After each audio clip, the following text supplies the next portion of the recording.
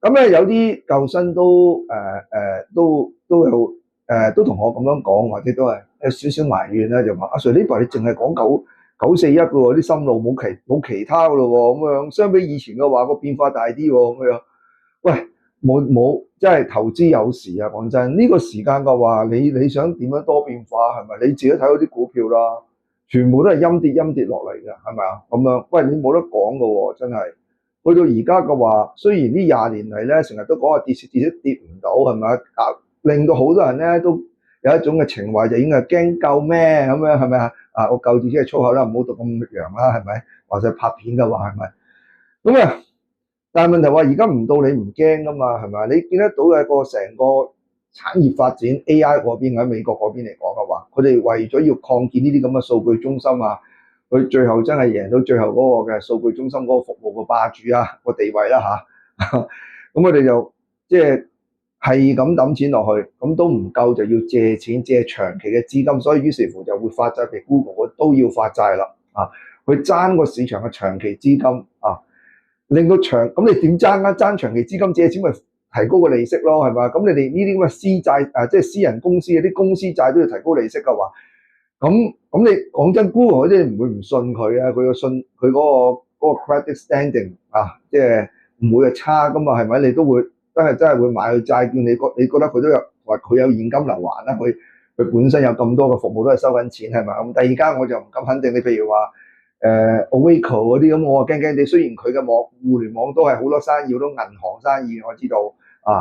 咁但係問題話佢個廣泛性真係唔夠 Google 咁犀利啊嘛，係咪咁樣？咁你 Google 如果高息發債嘅話，咁我都係興趣買佢嘅債喎。好啦，咁於是乎嘅話就谷到你而家見得到啦，係咪？就係個個都扯咗過去，就唔多願意買美國債咁樣。咁國債價格跌嘅話，咪推個個息口上嚟咯，就上到5.3已經突破5.3厘啦！喂，大佬你突破5.3厘嘅話，真係好吸引嘅喎，係咪啊？啲資金就要走去嗰度買㗎啦，自不然係咪？咁離開股票咯，係咪？咁當然買債券唔係淨係睇息口，因為佢個債價係會跌㗎。如果假如話咧陸續仲係咁搶，或再搶高息嘅話，債價就會跌，你會蝕個債價。咁但係問題話，而家已經係個債券市場已經係一個好大嘅威脅啊，係咪？好大嘅威脅啊 ！OK 啊，即係話佢已經不斷吸緊啲資金過，因為你記住，當如果個債價越跌得低，即係話佢再跌低嘅機率就會越嚟越細，就更加吸引咗股票嘅資金過去嘅，係咪啊？啊，所以佢而家越跌得低個債價啊個息口越高咁解啦，係咪？就意味住咩咧？就佢再跌低嗰個機率就會越嚟越細嘅話，咁即係話哇，隨時就攞息又攞咩啊？又攞債價升嗰個嘅利益噶咯喎，咁啊更加吸引股票嘅資金過去嗰邊啦，係咪咁樣樣？所以就算你上個禮拜話咩美股嗰邊資金入咗去好多咁啊點啫？咁有啲人又話你點解？即係我咁樣講話要小心啊，小心個股票嗰邊。咁有啲人話我鄉下佬乜都唔識咁樣樣咁。其實我係真係想做鄉下佬嘅，因為我都想就係退休咧揾塊地耕下田，我幾中意種嘢嘅。其實講真，咁佢講得好啱嘅。咁鄉下佬有咩問題咧？做咗咁多年城市人啦，咁做下鄉下佬都幾好啊，係咪？老人家係咁噶啦，年紀大咁樣。好啦，好唔好講呢樣嘢啦？退隱田園呢樣嘢咧，係我嘅最終嘅理想生活。講下就係退隱田園，跟住裏邊有個單位喺度住緊，係咪一間？屋裏邊有一個嘅咩超級電腦房喺度俾我買股票，俾我喺度搞科技嘢，咁就嗨咯咁啊！出到嚟就騎馬，哇！真係過癮咁啊！喂，呢啲田園生活唔知有冇機會啦？咁啊，好咁講翻先咁啊，所以變咗就係話就算你上個禮拜又好，上個月又好，幾多好啦，或者就算係琴日都好啦，有幾多資金流動性走入美股都好啦，入短線炒賣嚟嘅啫嘛，佢要走就即刻走啦，今晚即刻掟翻出去，即刻出翻去啦。你唔會得話，因為流動性多咗入去嘅話，你就會覺得啊，嚟緊呢個月咧，美股會上升啦，會咩？唔係咁，真係容許我講少少講一句粗口就唔會咁戇鳩係咪啊？所以話我係鄉下佬嗰個人咧，即係好互聯網上好多人就成日鬧翻你轉頭，就話你唔識買嘢，唔識咩咁樣啊嚇，咁就即係有一個就成日鬧我話你唔識美債就咩啦。佢話我唔識原因，因為佢以為揸30年美債就要揸足30年啊！唉，算啦，呢啲咁樣啊，即係互聯網真係好多咧，就係佢自己唔識就會話你唔識先嘅咁樣啊，真係咁樣啊。咁啊呢啲叫唔係叫喊捉賊係咩？唔識喊唔識咁樣。好啊，咁但係問題話，好唔好講呢啲啦咁樣。咁問題真係而家嗰個債券市場係 pose a risk to 個 stock market， 真係你唔可以唔承認㗎，真係佢越低得低，就越多資金會走過去嗰邊㗎啦，係咪啊？即係當同一時間個息口就越高啦嚇，30年期債券啊咁樣啊咁樣。咁你記住就係短期嗰個流動性咧，就會受嗰個美聯儲支配嘅。咁但係短期流動性係唔可以走過嚟長期嗰邊，因為嗰啲要短期要還㗎嘛，係咪咁啊？咁我唔可以攞嚟買長期嘅債券或者咩？因為點解就係話唔係唔走得，但係你驚蝕啊嘛，係咪啊？30年期債券你開始賣出去㗎，但係問題話你點知嗰個 moment 係咪突然間利息好高？即係利息好高，個債價跌得好犀利，咁你咪蝕讓出去，你 capital loss 㗎嘛，係咪？咁所以你唔會揾短期嘅資金去買長期嘅嘢㗎，因為你可能等一等有陣時佢唔係咁理想嗰個價錢，債價唔係咁理想，你要等下佢㗎啦嘛，係咪啊？即係好似買股票咁啊，係咪咁樣？咁所以變咗就係話而家喺咁樣嘅情況之下，佢話有乜嘢股票可以買啊？你睇下美股嗰邊其實咪喺度抌緊你落嚟，陰跌緊嘅喎，所有股票係咪啊？係咪先陰跌緊嘅喎？咁所以變咗我咪揀嚟嗰個咪就揀到啲高息股咯。喂，咁睇嚟睇去個匯豐有息㗎，但係問題佢太高啦嘛。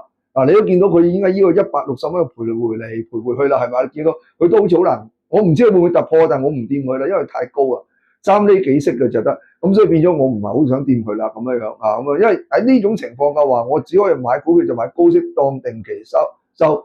你突破到我心目中嘅價錢，譬如話我話941，你突破咗我個價錢98蚊，我咪放咯。唔係嘅話，我就乖乖地去收息啦。咁樣個人心路啊，唔係投資建議啊。佢升幾多我唔知，佢唔升都唔出奇。咁但係問題話，起碼呢幾個禮拜我買咗嘅941中移動，我係好安心啊，係咪？佢都係波動嚟波動去啫，冇乜所謂啊咁樣。所以我都好專心做其他嘢，唔多理股票，因為根本呢段時間唔炒得股票嘅其實。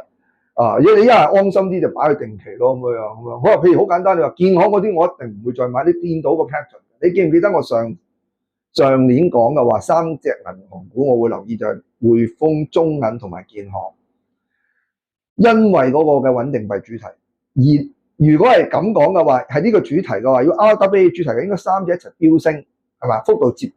但係你一見到匯豐會跌，中銀香港會跌，但係呢隻今日啊。建行會狂升，好似升咗2%，我唔知係咪我有冇睇錯定1%點幾個 percent 咁樣，即係話佢已經脫離咗呢一個主題係自己喺度炒作上嚟㗎啦，所以我唔敢掂建行㗎啦，我冇貨㗎啦，我冇貨建行㗎啦，已經因為我見到咁嘅情況嗱，如果而家咧同中銀同匯豐咧，大家相同節拍咁樣上落咧，咁我覺得咧就我都覺得即係仲係一種有主題嘅升法，但係如果而家咁嘅升法，我就覺得唔係啦，你偏離咗。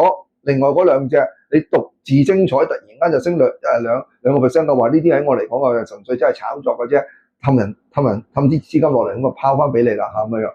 咁所以變咗就係話，喺而家呢個咁嘅局勢嘅話，你唔相信跌市，你唔相信係會有大跌市，咁你咪入咯。但係問題入完之後，你都會發覺佢，咁你好彩啱啱食到佢一轉話升1成嘅話，咁你咪賺到咯。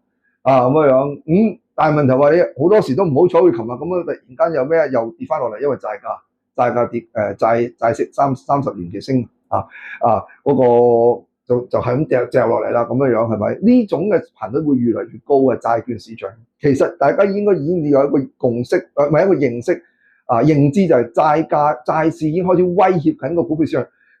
你唔好將兩個市場分開好唔好？即係。我寫篇文有陣時就俾人鬧嘅話即係有關係嘅咩？喂，都冇關係啊，大佬！幾十年嚟呢兩個市場都係有關係，尤其是喺大災難之前啊，呢兩個市場係極之有關係嘅，真係咁樣。真係我容許我串少個算。喂，你真係你唔識，你唔好亂講啊，更加唔好亂鬧人，真係。喂，大佬，呢兩個市場點會冇關係啊？咁樣係咪先咁樣？咁所以你好收翻嚟先。所以咧。你如果要問我而家有咩股票好買，我真係唔敢買任何股票㗎。我淨係買941，因為收息㗎咋，真係諗住講真嗰句。如果走運佢真係升上嚟到我購物嗱過咗之後，咁可能我都係會咩咧？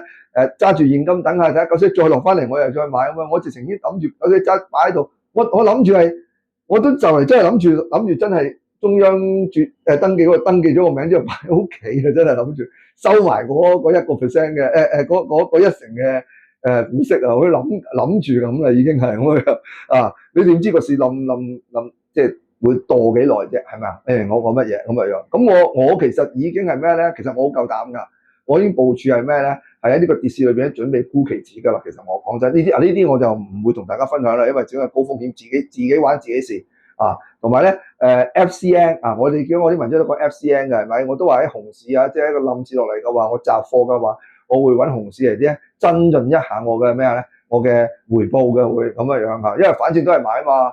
我而家買佢跌咗，我又係要守咁嘅樣。咁但係問題，如果買 FCN 嘅話，我唔係而家即刻買噶嘛，係跌多2成我先再要買先買嗰件嘢。咁其實我係低咗2成買噶嘛。咁如果跌唔低2成嘅話，基本上我係有嗰個coupon rate 噶嘛，有嗰個仲係票息率。咁我係收到個利息噶嘛，係咪啊？我咪當好似升值咁咯，升咗即係如果我揸半年嘅話，咪即係你年息有12% 嘅話，當6% 啦嚇咁樣收啫嘛，你明我講嘛？咁，所以我自己就會諗呢啲嘢啦。但係呢啲比較專業㗎，咁所以變咗啲嘢，我真係我個人心路唔係投資建議，你唔好亂咁嚟嚇咁樣，唔好聽到我咁樣講，即係走去問下銀行啊 FCN，你唔了解，你唔係亂嚟衍生工具嚟㗎，你要明白嗰個風險喺邊度。啊！呢啲嘢自己搞掂啊！即係我絕對不建議嘅。咁啊，呢樣我自己即係我喺我自己認知裏邊嘅話，有人嚟做，咁我就想搏一搏咁樣，我中意啫啊咁樣。咁我唔係一個賭徒嚟㗎，我只不過喺呢個情景裏邊，我又想咧係咩啊？嚟攞啲經驗啦，因為我想做一個作家，咁咩都要試下㗎嘛，係咪啊？咁先有經驗寫出嚟嗰啲嘢先係實在㗎嘛，咁先唔會俾人話鬧嘅，你識乜嘢啊？咁樣嘛係咪？咁所以做一個作家都要啊。金融嘅知識嘅作家都真係要好專業嘅，好多嘢經歷嘅。如果唔係就俾人鬧㗎啦，咁樣話識乜嘢咁樣，咁我唔中意嘅咁所以變咗好多嘢都會經歷下啦咁嘅樣。好啊，咁但係問題真係咁啦，所以變咗大家都知道啦。我點解只係一味獨沽一味就係941啊？你都見得到啦，賣俾嗰個，你見到中聯通啦，食都唔派啊，係咪啊？意料之內，因為點解？因為始終佢冇做到雲端服務，中電信有做，中移動有做，中電信排第2喺國內而家嗰個雲端服務啊，僅次於阿里巴巴，跟住中電信，跟住中移動。中移動係原本係喺第4、第5嘅，就拋離咗騰訊同埋邊個咧？唔記得咗邊個啦。OK，騰訊總之係其中一個騰訊就拋離咗佢，就上咗第3位咁樣。咁所以變咗，你有啲之前嗰啲人點解唔考慮中聯通？我真係諗都冇諗過中聯通嘅喎，我真係冇諗過，完全冇。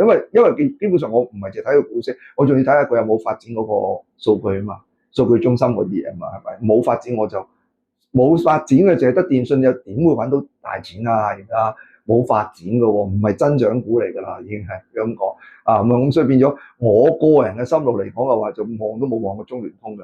咁所以變咗咧就係啦，咁咧都係再講一次，我今日所講嘅全部都係個人嘅心路，絕對唔係投資建議啊，謝謝你。